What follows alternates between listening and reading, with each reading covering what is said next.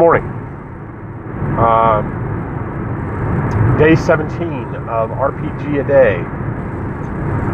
What RPG have I owned the longest but never played? Before I get too deep into that, I wanted to share a realization this morning. After doing 3 of these and also watching people like Ron Blessing do these, come to realize that I'm not providing a whole lot of insight. Instead, I'm kind of narcissistically answering the question, and that's it. And although that's the bare minimum requirement here, I think that the original intent was to have a positive discussion. And I think that to do that, there needs to be a little more insight. So, while I'm not an expert, and this is my first time doing this kind of stuff, and I'm not a pundit or a person within the industry, I have done reviews of games. I've done some freelance writing, minimum. Not a whole lot, but some. And I'm still trying to learn to provide better content than I have been. So just bear with me. I'm going to give my best shot at it, and hopefully I'll. And at the same time, maybe some of these questions are not as inspiring to me in terms of insight. So I'm going to try to dig deep and maybe find inspiration for some of these questions. So instead of just answering what, I'm going to try to answer why as well. So with that said, and I appreciate your patience as I learn this, and I do apologize for doing boring videos. The RPGs I owned, and again, I think I just give one answer. I don't know why. Some folks can nail it down, but I've gone through a period of flux where RPGs are concerned, and what I've owned, because I sold a bunch of stuff years ago. Something I called a purge. I purged my shelves because I had too much. I had all the West End games, D6 Star Wars. I had all the D20 Star Wars. And I sold all that. And I sold that. I sold a bunch of other D20 stuff. And I sold Alternity. I also sold Powers and Perils. I sold a bunch of stuff. Probably I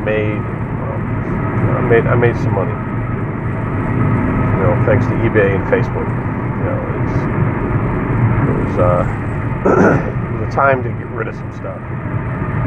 So up until then, there was a lot. There was a lot I owned and hadn't played, obviously, because I sold it. But the one I remember the most is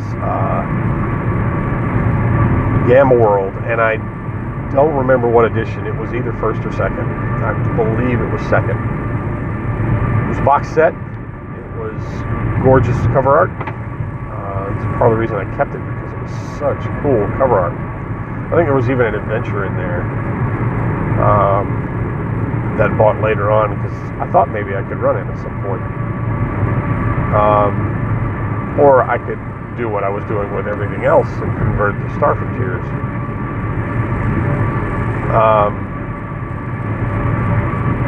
But it's one of the classics, and I regret not taking the opportunity to play it. I did eventually play in the universe through the Alternity version, but and this is where I recommend anybody that gets a chance to play some of these OSR stuff, and I count Gamma World in that.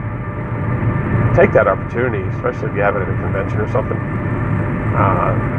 You get to experience the classic mechanics and how today's mechanics have evolved from them, and you do appreciate them a lot.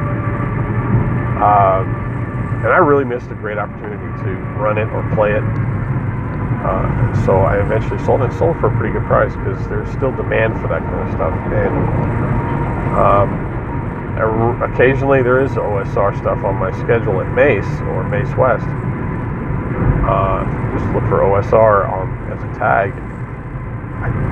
And those who don't know, that's old school role playing or old school revival. Highly recommend trying those out. Some of the old 70s and 80s games, AD&D First Edition, D&D First Edition, in its many, many forms, Dungeon Crawl Classics, so many, Castles and Crusades, so many, and I've reviewed many of these, never played them. I did own DCC for a little while, sold that too. And Castles and Crusades.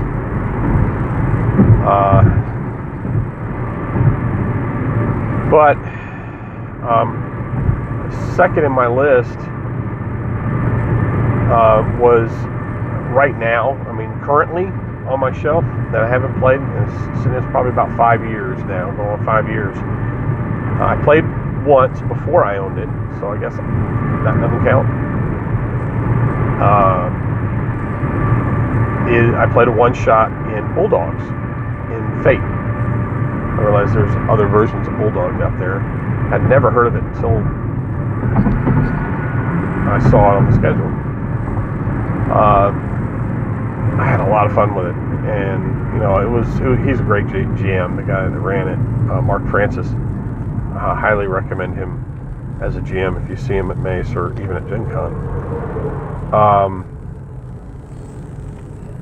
But he ran a great game, and I immediately bought it the next month, and I thought I could run it. I actually prepared to run a one-shot, and then things changed, and so I never ran it. And most of the time, it's because I'm distracted by something else, something that I'm more into than I think maybe at the same time Achtung Cthulhu came out, and so then I moved that. You have H.P. Lovecraft or Lovecraftian horror and World War II. I'm there.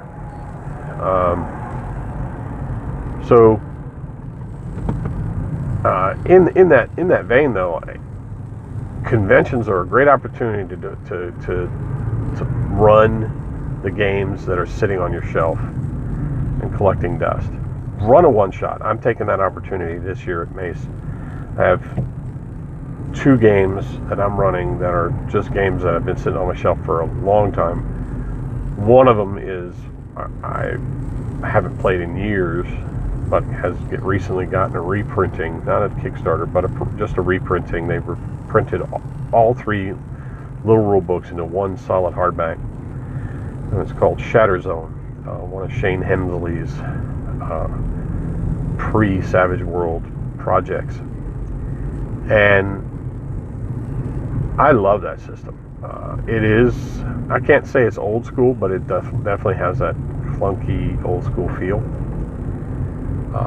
But I'm going to run it. I'm going to run it at Mace, and on top of that, I'm going to run either Achtung Cthulhu, or, which I bought on Kickstarter, or High Space, which I also bought on Kickstarter. And if you get an opportunity to run a one-shot at a convention, don't run what you normally run. I get it, you want to run what you're comfortable with, but it's only a one-shot. It's not a campaign. Branch out and try the games that are sitting on your shelf, and do something different. Best way to learn a system and get comfortable with it is to create those pre-gens. You begin to see some of the mechanics and some of the value in it. That's when I start to learn, but then you really get to appreciate it when you're working through it at a convention. But of course, don't make that your first time. You need to run a play test. So like I said, either a convention or run it at a store, or both. Do a play test at a store and then run it at a convention. That's what I do. I also have game days, one around my birthday and one in September. And I run one shots for those too. Which reminds me, I've got to get that together in a couple weeks. And now the latest thing with Kickstarter has started creating another level on my bookshelf of games that I'm buying on Kickstarter, and some of them it's a virtual shelf because it's PDFs, and I'm not doing anything with it. I just bought into. I said Octoon Cthulhu, and that was years ago. But I've got High Space, I've got Hyperlanes, I've got the new version of Alternity coming to me.